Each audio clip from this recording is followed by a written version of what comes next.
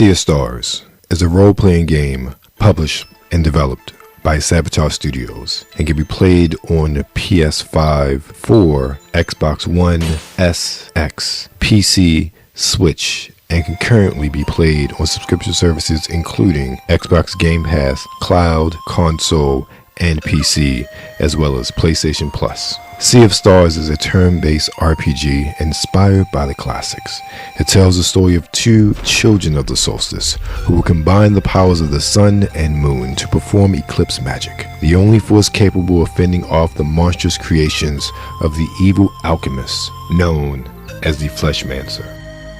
Sea of Stars is a game that I got very excited about when it was announced, and even I tracked the progress of it over the months.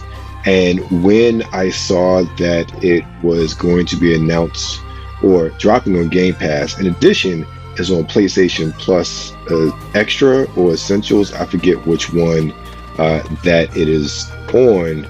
It is a game that just looks absolutely beautiful. And another reason I became very excited about the game is that it harkens back to a time of RPG that I didn't play. RPGs never appealed to me during that 8-bit, 16-bit, or 32-bit era. I didn't get into RPGs until the Dreamcast. Even with PlayStation, like I saw Final Fantasy VII looked absolutely amazing, but I never owned a PlayStation, so it wasn't a game that I necessarily wanted to play, or it wasn't a system seller for me. I was very content at that time with my Genesis and rocking that out, and then eventually I got my Dreamcast and then my Xbox, and my Dreamcast was where really the RPG bug hit me. And in the Dreamcast, one of the best RPGs I've ever played ever is Grandia 2. And even though this art style isn't Grandia 2, there's something about the game, from the visuals to the colors and how they just popped, and even what I've seen playing the demo and the regular game, which is the footages from both the demo and the regular game, it really reminds me of that as far as that aesthetic. And for many, it's very much a inspiration of games like Chrono Trigger, Chrono Cross, those sort of games which have been held in very high regard within the gaming community for years. Now, with this game, I really enjoy the battle system. The battle system is very, I wouldn't say easy, but it's easy to understand. I'm looking to play more through the game to see more of the nuances and figuring out between just the actual physical attacks and the magic attacks, as well as the items as well. I also love, at least on the overworld, how there's an aspect of platforming with the jump bump button, and you're jumping from platform to platform as you traverse, in this case right here, through the cliffs and caves, and then later on through the town, and jumping over a rooftop or from rooftops, or jumping upstairs. So I like that aspect of it as well. It gives a different aspect of gameplay with regards to that. And also talking about just the worlds themselves, they are so beautiful and lush. You look at the gameplay here, going across the caverns, going across these bridges, and even with the other inhabitants that you find there, those that you battle and those that you talk to. It is just a really beautiful game. I also love the animations, even though they're small, sort of diminutive characters with regards to the overall screen. There's a lot of movement and articulation with each character, from way the arms move, head moves, even eyes blinking. And I just really like that aspect of this game. One of the things I don't like, and I forget about the older school RPGs, and I think that is one of the things that I never got into them really. I say don't like about it, but I wasn't into all the reading and the text boxes and whatnot. And don't get me wrong, a lot of the RPGs that I read, especially from, or that I played, especially like I talked about Grandia 2, there were text boxes and I had to read aspects of the game as we went through. But it is one of those things where I guess I'm so spoiled with the way modern RPGs work in many respects, with the voices, even when you are choosing your own dialogue, as if we're playing Starfield, or even going back to Knights of the Old Republic, KOTOR, one of my favorite RPGs of all time. You choose your words, but a lot of time the other characters are voiced. So I'm, old school, I understand. To me, that's a little, I'll deal with it because this game looks so beautiful and it plays so well, but I'm not feeling all the text boxes and the words and talking and this and that. I've always been one just to zip through these sort of things. I love that fireball effect too. That was just really awesome. And with that, I love the sounds of this game so far too.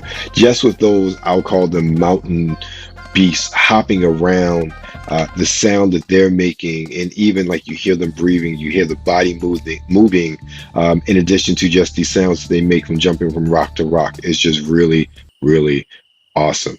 Now in this case with the tavern, this part is from the demo where you are going to coordinate with a pirate, and you end up having to make a deal with them in order to obtain this item to get what you need from them.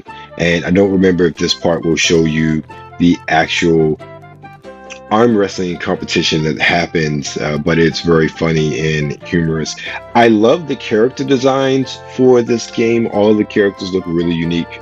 They look really interesting. More importantly, every character looks like they have their own backstory, and it is one that is going to provide some sort of body to the story as we go along. Here you have them talking about, I got this, I'm going to do this, and you see they're about to do the arm wrestling challenge, but old boy comes up, his captain calls him up, and you're going to see what happens right here. All right, yeah, to get to the talking, let's get to the arm wrestling.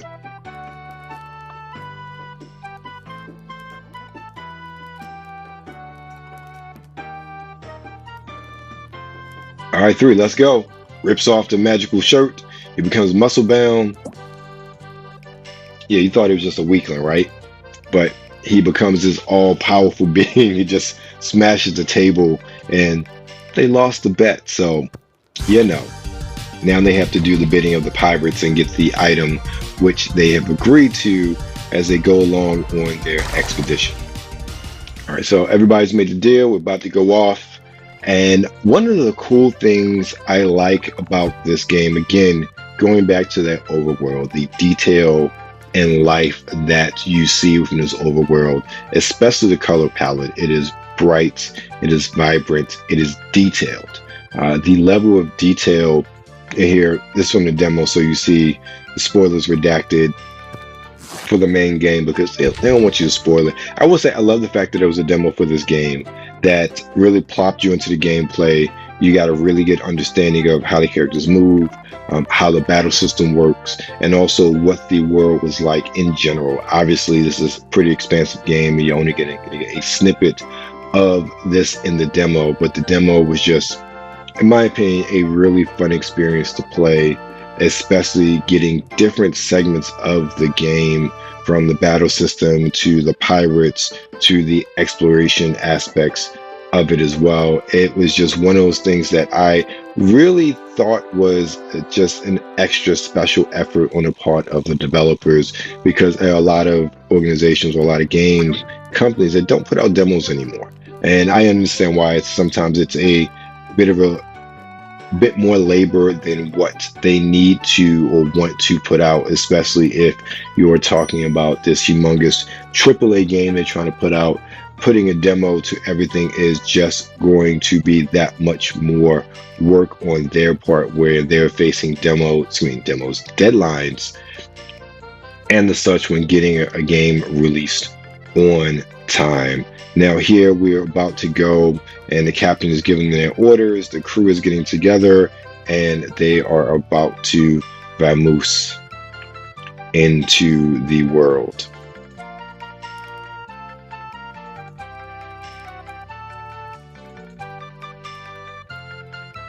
All right, come on, stop talking, let's go. It's funny, I say this like I'm not the one playing the game. So I will say I like the 2.5D design is really cool. Now here's flash forward later on in this segment. I don't know why I like fishing. I blame Sega bass fishing, but the fishing aspect was just really cool in this game. And it took me a few minutes to get the hang of it, to really understand getting into bringing the fish into the light and then slowly reeling it in, bringing my Sega bass fishing skills into play. As you see here, it didn't do too well the first time, but I like the fishing aspect as far as you bringing it, or you not bringing it, but you catching the fish and then you filleting it, and then you can then cook it and make food from it later, which helps to replenish your health, which I thought was really neat of an aspect. And there are different fish here. You have the trout. You also have, I think I got a jellyfish, which you won't see here as well, which is really cool. And I'm interested to see, as I play through the game even more, what sort of different fish I'm able to catch, and also if there are any extra benefits to eating these fish compared to just health. Like, does it give me more HP, not HP, MP? Does it do anything else as far as, do different types of fish, say, restore the whole team, or, much like magic potions and items. So I'm very curious to see how that progresses during the course of the game, and if different fish will maybe even give you different abilities. I wonder if maybe getting different fish, eating and cooking different fish, or I guess cooking and eating different fish, will maybe give you different abilities or different magical abilities. Are there magical fish that you can find? I think that would be very interesting and a cool aspect of the game if that was the case. But I have yet to find out, because I'm still playing through, and hopefully we'll find out soon. I'll let you know if there are any magical fish as we go along playing this game.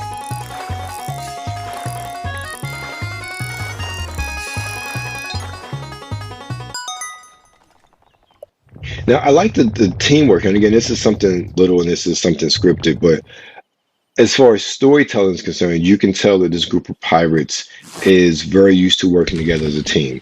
One raised it up as much as he could. The other one, with the strong shirt, raised it up even more. So now the one that has the explosive powers could come in and set the charges for them to blow a hole open so they all can get into the edifice.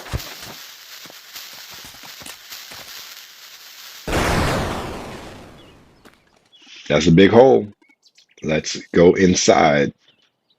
Not right now, though.